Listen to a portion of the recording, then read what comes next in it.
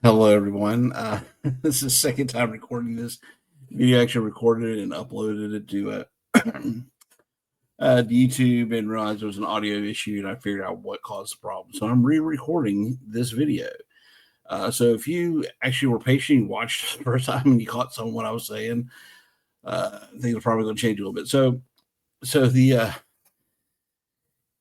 Marvel Legends Marvel finally released the price of the maximum Spider-Man at $50. Um, so there's been a lot of arguments about this figure of why people are not going to get it and why people are going to get it, why people shouldn't get it, and why people should get it. So I'm just going to throw mine in, but mine specifically, there's a just kind of go to this. So specifically, there is an argument that I see pop up in these types of discussions that I really, out of all the arguments there are, this is the absolute worst kind of argument. But just to kind of preview, so yeah, the Marvel Legends Spider-Man, the maximum Spider-Man, it's going to be $50, which is twice as much as a normal uh,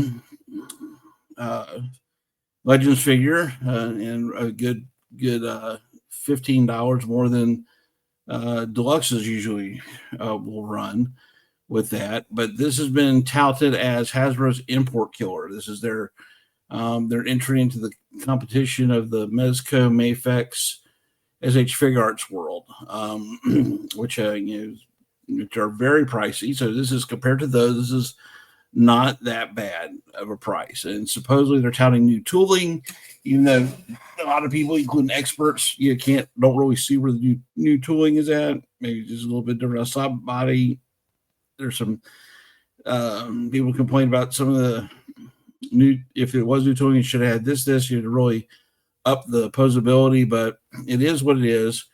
We don't know if they've done anything to improve the joints, if it's going to have the better plastic use, where we don't get gummy, the gummy knees and the arms and stuff like that.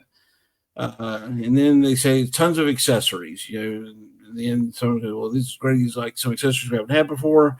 Some of said there's a lot of reuse. I mean, we're getting the hands. For once we're getting a Spider-Man, we're getting all the Spider-Man hands up front. And then they've even added these little where you can pull it off at the wrist, and you do the hand web shooter. So it's a little bit different, but some people say it's not enough compared to other figures. They've had a lot of accessories are cheaper. So, and the argument goes back and forth, but there's merits to both sides of this argument. But there's one argument I keep seeing thrown around, and it comes up in not just in collector forums and toy forums. I see this I'm a rifle shooter and all that stuff. So I see this come up as an argument when somebody says something is overpriced for what it is. And basically the argument is that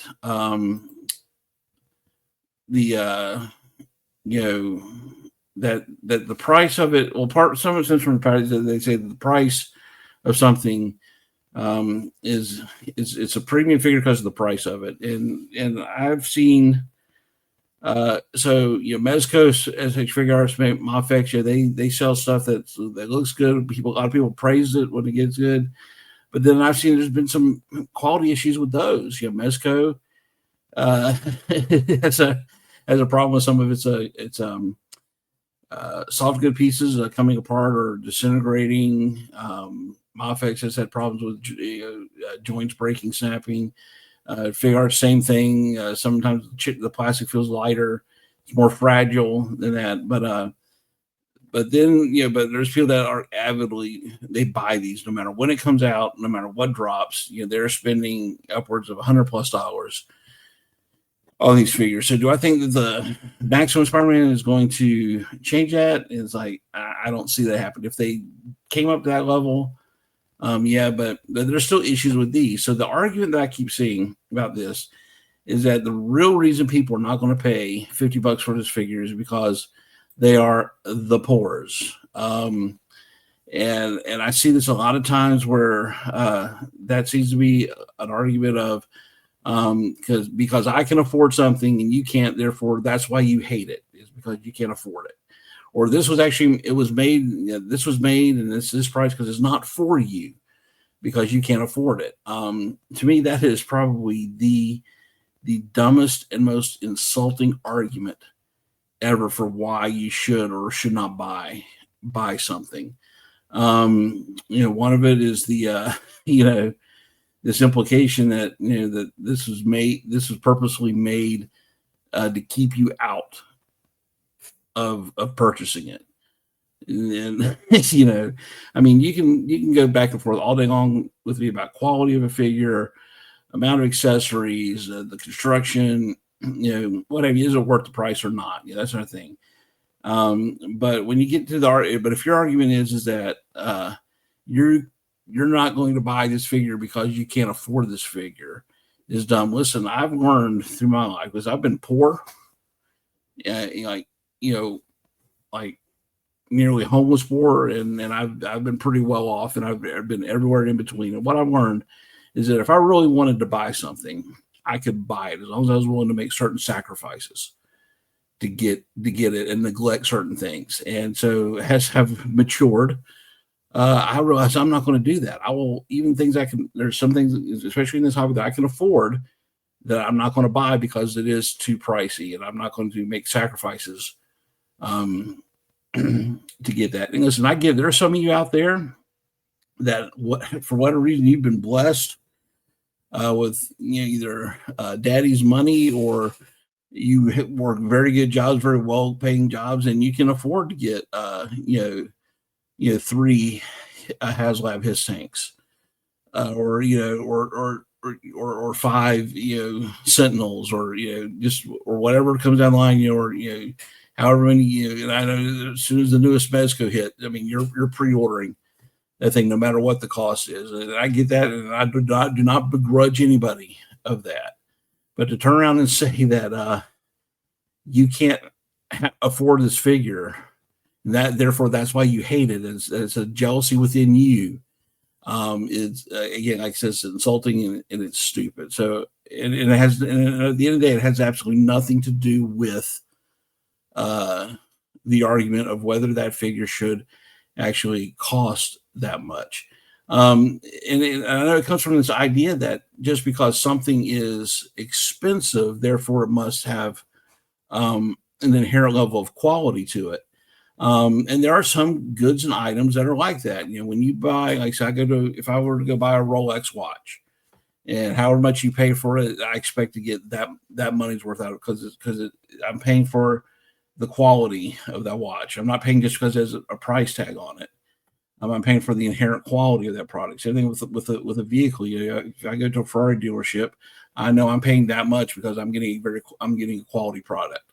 And those are just examples of that. But when it comes to toys, what we've seen over the past years is not often does the quality of the product match the price. And a lot of that is just the way these things are made, and the durability and the amount that are made. And it's just crazy. But when they use the argument of this is not for the poors, is they remind me of that kid that we all knew growing up, that daddy bought them the USS flag for their birthday or for Christmas, and they would invite you over, and or you would come over to their house, and they would play with the flag, but they wouldn't let you touch it because they were afraid you were going to break it. Because you couldn't replace it and all that stuff. And so even though down the line they would neglect it, they'd beat the crap out of it, and then a month later, they ultimately don't appreciate what they have, and a month later they're throwing their shoes and their clothes on top of it after school.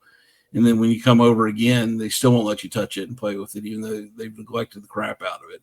That's what you sound like, is that spoiled little kid that you think just because you have something and you paid a lot of money, or somebody else paid a lot of money to get that for you, that it's yours exclusively. Nobody can touch it. So that's all I'm asking, is to just